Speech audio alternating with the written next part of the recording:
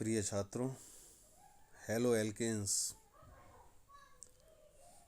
की रासायनिक क्रियाओं के विषय में वार्ता चल रही थी और उसमें मैंने हेलो एल्केन्स में कार्बन और हेलोजन के बीच जो बंध था उस बंध की प्रकृति को बताया था कि ये एक ध्रुवीय बंध है, क्योंकि कार्बन और हेलोजन के बीच जो साझे का इलेक्ट्रॉन युग्म है वो हेलोजन परमाणु के अधिक विद्युत ऋणात्मक होने के कारण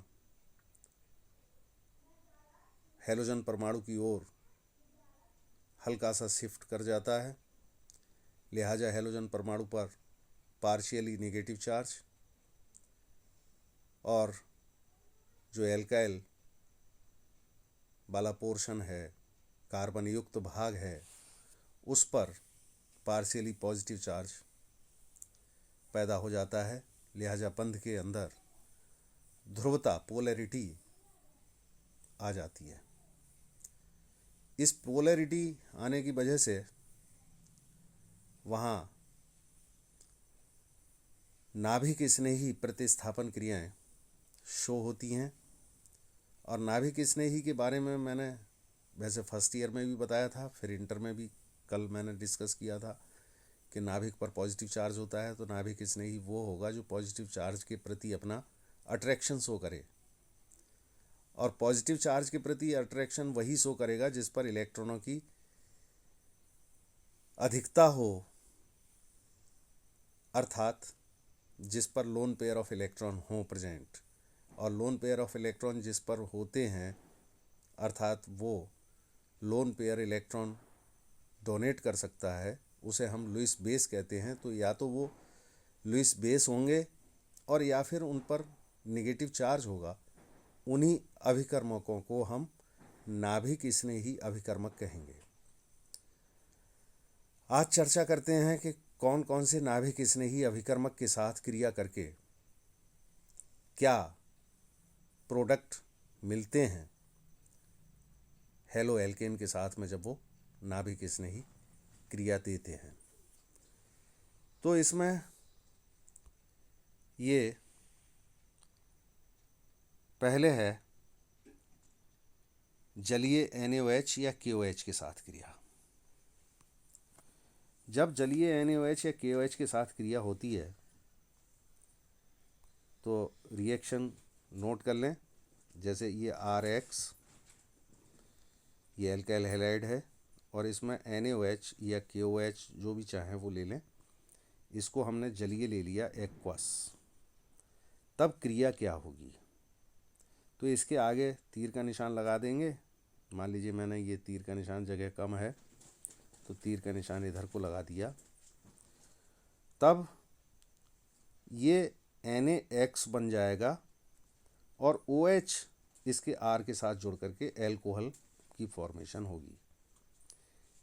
ध्यान रखेंगे कि जलीय के NaOH या KOH के साथ में एल्कोहल देता है। इसमें OH आयन जो निगेटिव आयन था वो X के द्वारा, मानी हेलोजन जो था, हेलोजन के द्वारा ये प्रतिस्थापित हुआ। तो ये क्रिया हुई, एल्कोहल बना। अब दूसरी क्रिया है जल के साथ।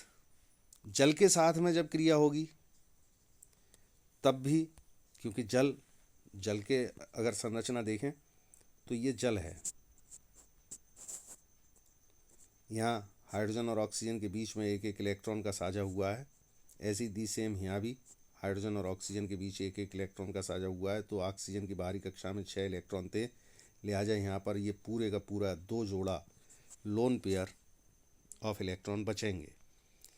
इसलिए जल एक लुईस क्षार की तरह से कार्य करता है, और चूंकि वो एक लुईस क्षार है तो नाभिक स्नेही अभिकर्मक की भांति वो व्यवहार करेगा। जब जल के साथ में हम एल्काइल हैलाइड को रिएक्ट कराते हैं किसी भी एल्काइल हैलाइड की क्रिया यदि जल के साथ में कराएं तो दी सेम वैसी ही क्रिया होगी जैसी एक्वस KOH या एक्वस NaOH के साथ में हुई थी। मानी यहाँ भी क्या बन जाएगा, ROH बन जाएगा प्लस HX, ये बन जाएगा। क्रिया को नोट कर लें। अब अगर मान लीजिए कोई एल्कोक्साइड है, सोडियम एल्कोक्साइड या अन्य कोई एल्कोक्साइड है, तो उसके साथ में क्रिया कराएं तो यहाँ पर जैसे सपोज करिए ये RX है और इसके साथ में हमने RONA ये ले लिया, तब ऐसी कंडीशन में ये Na इस X को हटाएगा, NaX बन जाएगा, बाकी ये सब जुड़ जाएगा, मानी ROR ईथर बनेगा। तो ये क्रिया होगी। अब एक तीसरे कि हम अमोनिया भी एक क्षार है तो अमोनिया के साथ में क्रिया कराएं। ये RX और इसको हमने अमोनिया के साथ में क्रिया कराई तो अमोनिया का एक हाइड्रोजन हट करके HX बना लेगा और बाकी ये सब R बचा वहाँ से, NH2 बचा यहाँ से, ये प्राथमिक एमीन बन जाएगा। आ नहीं रहा है NH2,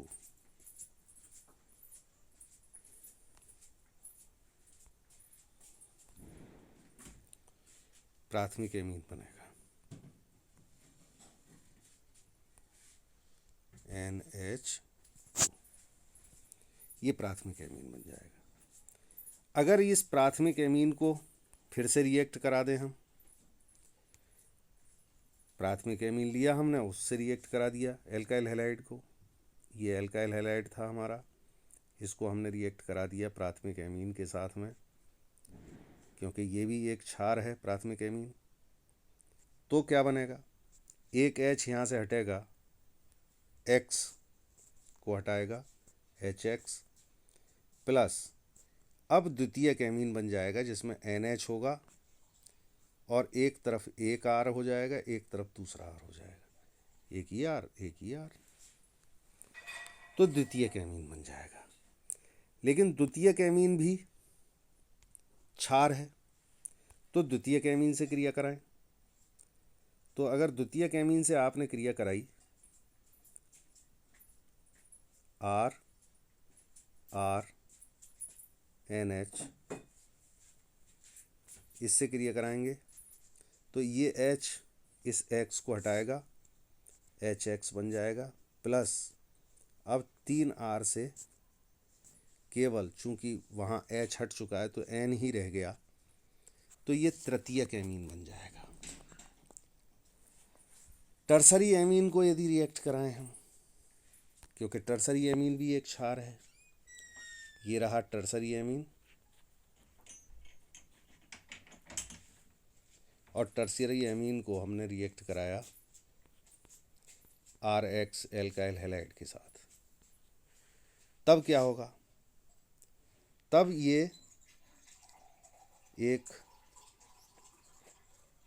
NR R R R, ये ammonium alkyl ammonium, tetra alkyl ammonium, और X इस पर चूंकि नेगेटिव चार्ज है तो ये बन जाएगा टेट्रा एल्काइल अमोनियम हैलाइड,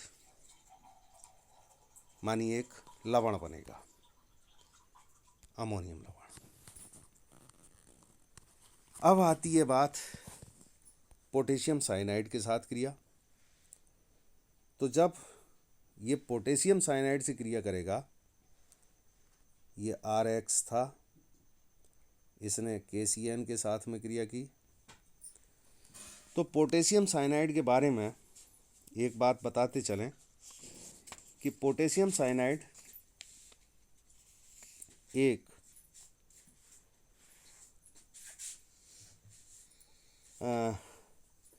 आयनिक यौगिक है और आयनित होकर के पोटेशियम आयन और साइनाइड आयन देता है।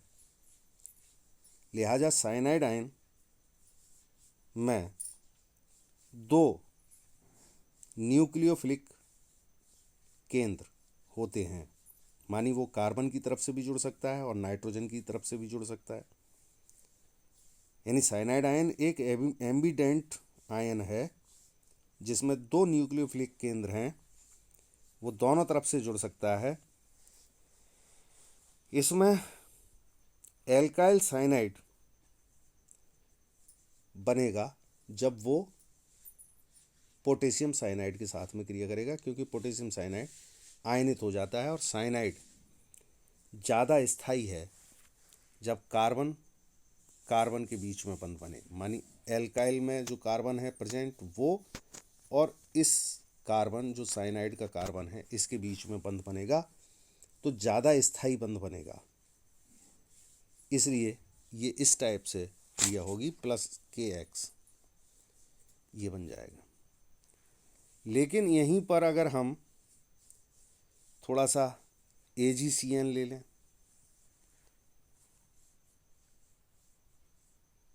यदि यहाँ AgCN ले लें, यानी ये क्रिया करा दें RX + AgCN, तो AgCN जो है वो आयनिक यौगिक नहीं है, ये सहसंयोजक यौगिक है। लिहाजा यहाँ ये नाइट्रोजन वाली साइड से जुड़ेगा और बन जाएगा RNC